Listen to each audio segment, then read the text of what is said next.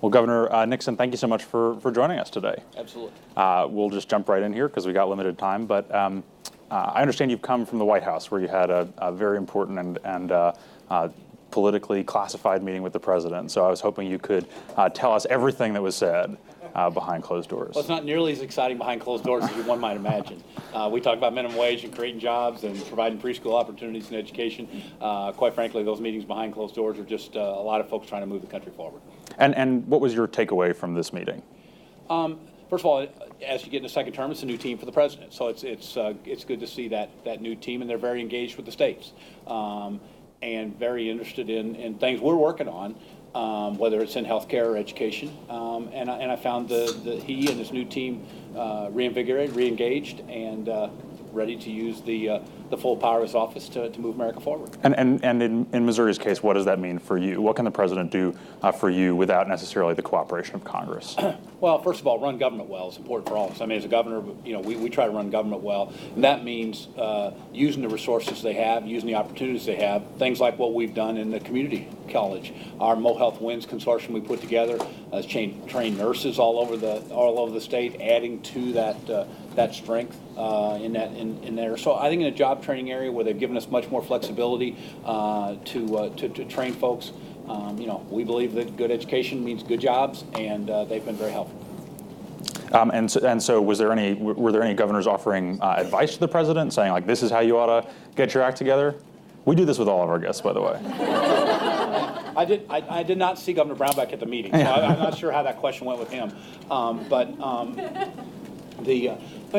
think when we talked about, for example, some of the issues on health care, I think talking about how moving forward in healthcare reform at the same time you're expanding access is important. I think as states, we spend a lot of time on how to run Medicaid better to get better health outcomes. So talking about some of those outcomes instead of some of just the insider and negative pieces, I think he heard a constant voice from governors on that side on Medicaid.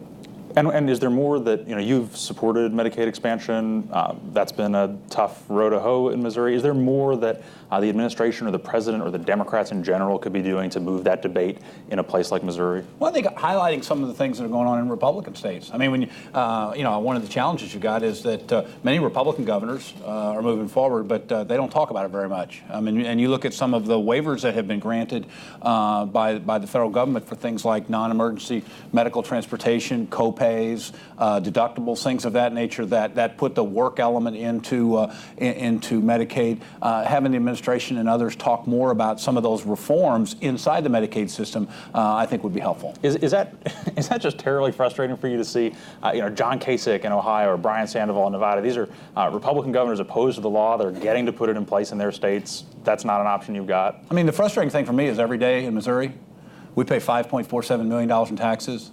Those taxes are going to those states to be used to reform and improve their health care system. The money bothers me. It's $2.2 billion a year of Missourians' tax dollars that's being spent in New Jersey and Nevada and New Mexico and Arizona and Michigan. We ought to be spending that money in Missouri where we can do a better job with it. We're making some progress this year, and we'll continue to press on that issue. But ultimately, the dollars we're sending up here that are repositioned to other states, it goes a little beyond frustration for those of us that are as tight-fisted as we Missourians are. Well, let's talk about that. Let's talk about taxes. You won a big fight with the legislature last year. They wanted to take a huge amount of money out of your budget in the form of a huge tax cut. Do you think that issue in voters' minds has changed at all, that people are willing to pay for certain kinds of services in a way that they might not have been? Missouri is a low-tax state, 6th lowest taxes in the country. And so we start with a base of being a low-tax state. And then the job is to provide, as best we can with that, the most impactful things that will move the economy forward. And the key one for us, as I said before, good schools mean good jobs. And quite frankly, with the bill that they had last year, it would have decimated funding for our schools and made it impossible for us to continue to expand preschool programs, to get the rigor at the high school levels, and to keep the tuition freeze. Missouri is #1 in the country, the lowest increase in tuition. And the only way we can continue to do that is to have the resources do it. I've cut taxes 4 times as governor. I'm not opposed to cutting taxes when it's targeted and can make a difference. But we're not into some risky fiscal experiment where you just throw money out there and hope that some sort of broad-based tax cut might do something. Being governor is a very practical job. And like I say, I've supported targeted tax increases, tax cuts. We've held the line on taxes. But what was the legislature was trying to do last year was not only not well-fashioned, it was just too big. And what's the test for you on, is this tax cut worth supporting? Yeah, I mean, two things. First of all, does it create jobs? I mean, is like when we phased out the franchise tax, which was a double taxation on small businesses, I mean, that's helped us grow that small business sector. When we phased out the tax on military pensions, it's allowed us as a state to go recruit folks after they retire and expand our workforce. So number one is, can it help the economy? And number two, is it affordable? Because we have basic services that we have to provide, and we're trying to fully fund our foundation formula, improve our schools. So that two-part test is important. And then making sure that if you are going to cut taxes, you're cutting the right ones that are fair. So you're not just helping the people with the best lobbyists and the best suits, but you're helping people that are actually getting to work each day, and the sweat of their brow is moving our state and our country forward. You've rolled out a big education plan that's connected in some ways to the fight you had on taxes last year. I'd talk a little bit about what you're proposing. This is an issue that we see popping up in any number of states, Republican governors, Democratic governors. Do you think there's a point at which this becomes a federal issue? Well, clearly, if you look at the arc here of history and economics, when I was a kid, I mean, basically competed with kids in your own school or maybe your conference or whatever even. And then when I went to the University of Missouri, it was people on campus there. Well, now we live in a world economy. And our schools have to provide a world-class education. And so for us, that means a three-prong effort. Number one, kids need to be ready to learn when they get to kindergarten. Thus, we're tripling the dollars for the Missouri Preschool Project this year to provide preschool opportunities for thousands of more kids. We need to fully fund our K-12 schools so that we can keep class sizes down, get as much technology in those classrooms, give kids more opportunity to get college credit while they're in high school. That's why we need to make sure and get quality teachers to make public education a long-term career for them. And the third piece is to improve the quality of higher education, but at the same time, keep that cost down. We don't need the number one graduation gift being a lifetime of debt. We need it being a lifetime of opportunity, and that's why we're pressing in those three areas. Do you feel constrained at all in the kinds of reforms you can support because of the Democratic Party's relationship with teachers? The Democratic Party has a good relationship with teachers. I have a good relationship with teachers. But that's exactly my point.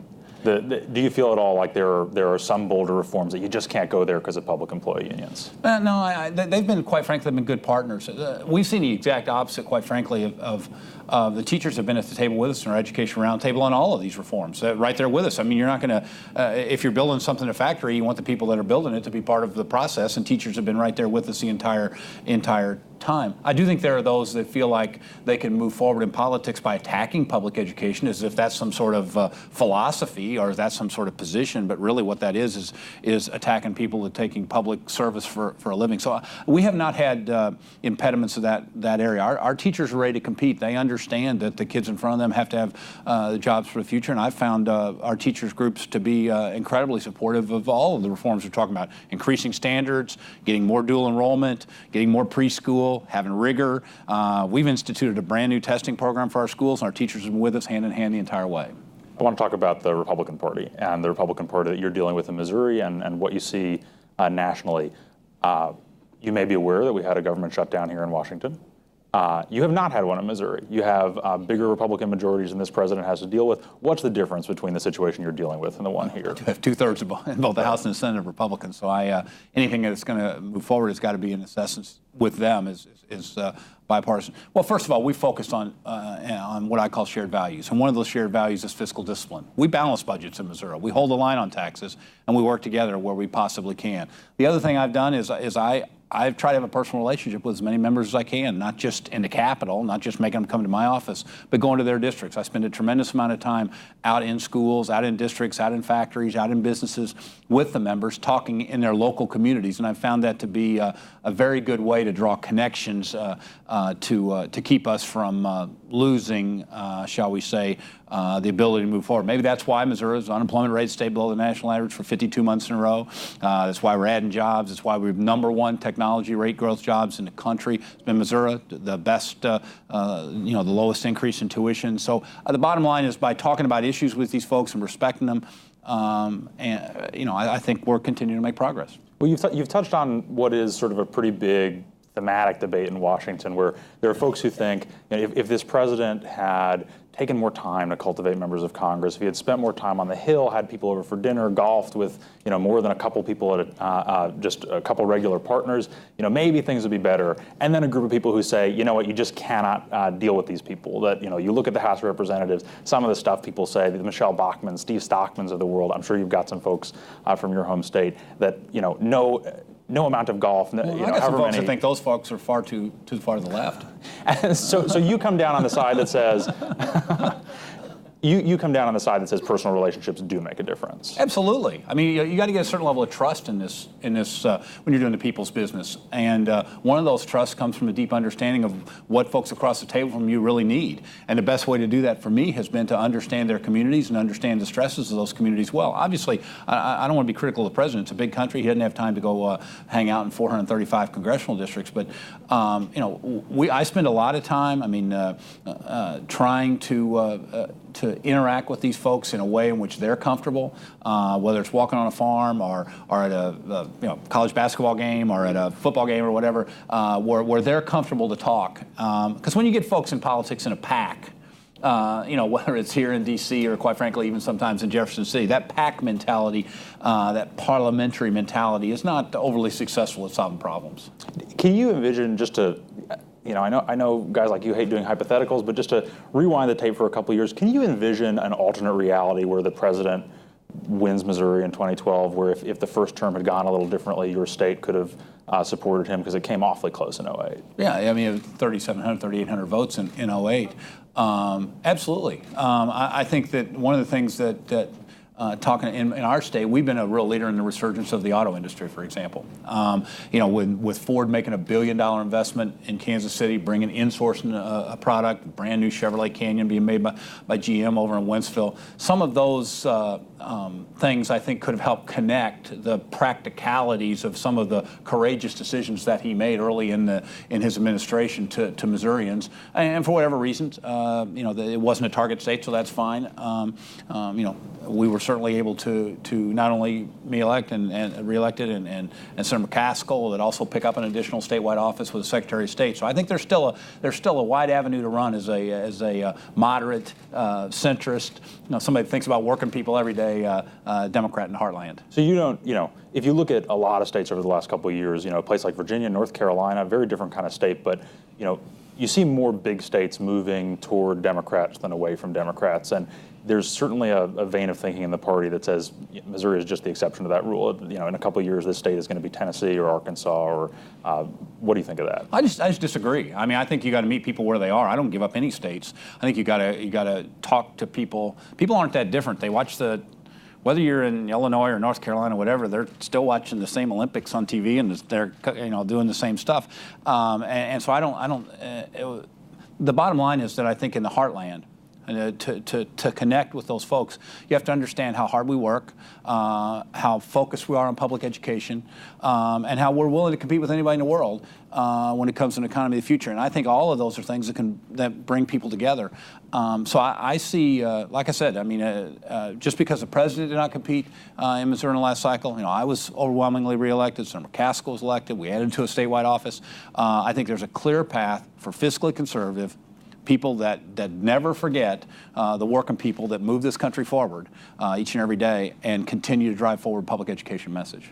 Well, you've given me an opening that I can't pass up here, and I think I've shown incredible self-restraint up to this point. There's a headline in one of your home state papers, is Jay Nixon considering a presidential bid? Is he? You got to get into these articles when the headlines are just what they do to be provocative. I am aware. Then the rest of the stuff, you need to read the rest of the stuff in there. And obviously, we're all hopeful that Secretary Clinton makes a run. If she does, would be prepared to help make sure she got the electoral votes of the Show Me State. Didn't hear an answer to the question there. No, I think that she's, we're focused on that part. I'm actually focused on running the state of Missouri. For the first time in my political career, the clock's running down. I got a lot of things I want to get done. There's plenty to do as governor. 1 half hour a year I get grilled by you. The rest of the year, I'm out there actually working in the state trying to move things forward. So I really am not spending a great deal of time thinking about that, other than to say that I do think the heartland deserves a voice in whatever policy there is, whatever party it is, in the national elections. Our folks, are organized, hardworking people, and in both parties. I think the heartland of this country, whether it's in agriculture, where we feed the world from the heartland, or in the resurgence of advanced manufacturing, and not just Missouri, other Midwestern states, we're the ones that are helping build this long-term economy right there from the heartland. But for that agriculture sector, my gosh, the fallings in 09 and 010 would have been very difficult to deal with. So I just want to make sure that the center part of this country has a clear voice. It seems to me, and let me sort of set up a proposition, and you tell me if it's ridiculous. Even if you decide at the end of 2016 you're done with politics, that there's room in the party for a Nixon-like figure to go out there and talk about running government with a very aggressive opposition party, dealing with sort of kitchen table issues like education and fiscal discipline. And you know what? Maybe let's not go for these sort of messianic visions of totally transforming the country. Let's make incremental change to make ordinary people's lives better. Yeah. I mean, I think people need, in democracy, people like to talk about these dramatic occurrences. And I think elections do get drama in, and far be it from me to say that Politico doesn't add drama, but we refer to that as the business model. Okay, it's you don't even have to reveal the headline, just the headline. Clearly, there's a path forward. Not just in the center part of the country. When I say the center part of the country, I don't just mean geographically. I mean philosophically. I mean, these days, let's not kid ourselves. The vast amount of political reporting is occurring from who on the farthest on the right can scream so loud that the people the farthest on the left can hear them, and then you all write those things down real quick, and then you put it out there. But that's not what normal people are talking about. The people I see and the people I work with, they're talking about, trying to get jobs and trying to get their kids through school and trying to get their kids jobs and trying to make sure their schools are delivering for them and then spending their weekends at churches and outside helping people. So I just think the biggest fear you have here is that the political discourse is for many people getting less relevant each and every day to what they do, and that's very scary in a democracy. And so people that can help make what we do, I mean, for example, something that you haven't seen any headlines about, but then in the developmental disability area, we've established a program called Partnership for Hope, that over 3,000 developmental disabled are now beyond the age of high school getting training, work hardening, physical therapy, and living much more normal lives. Believe me, those families understand what we can do in working with them. There's all kinds of issues like that where if you can get folks beyond the partisan edges, beyond the philosophical edges, and meet people where their real problems are, we can continue to make big progress. Are there Republican governors who you have a good relationship with? Sure, absolutely. I like a lot of them. They all got elected. They're all, they know how to shake hands and tell jokes as good as anybody. Yeah, and is there anyone who you feel like you have a particularly good rapport with who, I learned a lot from, we just had Governor Brownback, Governor Hasselman here. I don't want to, there's a certain peril for both Kansas and Missouri if you say anything good about the other one, because they're afraid to play us in sports now since we're in the SEC, and he's dissing me for wearing a purple tie here, even though he's a Wichita State guy, not a K-State guy, but that's neither here nor there. But we're both united in not liking, I guess, the Jayhawks in sports. But so I'll leave Sam out. But Governor Haslam's a very capable guy. Kasich brings a deep knowledge to the deal. So there's a lot of good folks around. I mean, quite frankly, we get behind closed doors on a weekend like this where governors of both parties are working on committees and working on efforts we can do. There's a great deal of synergy between a number of us. Have you been in touch with the Clinton gang about what they're up to? I'm not sure that they like being called a gang, but I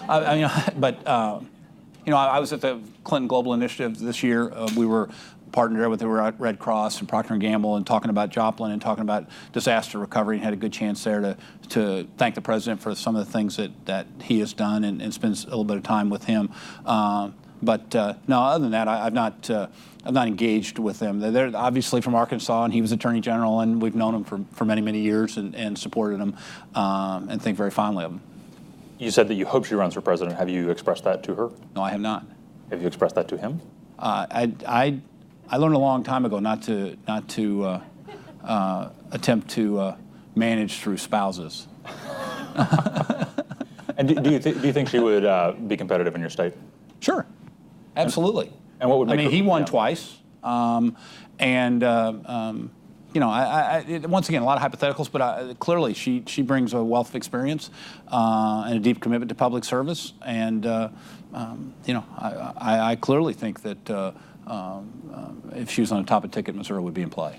Are there issues where, as a more sort of centrist or you know, kitchen table oriented Democrat, you feel like you see the national party going in a direction where I don't know if I want to go there, you know, go quite there on you know, gay marriage or decriminalizing pot and stuff like that?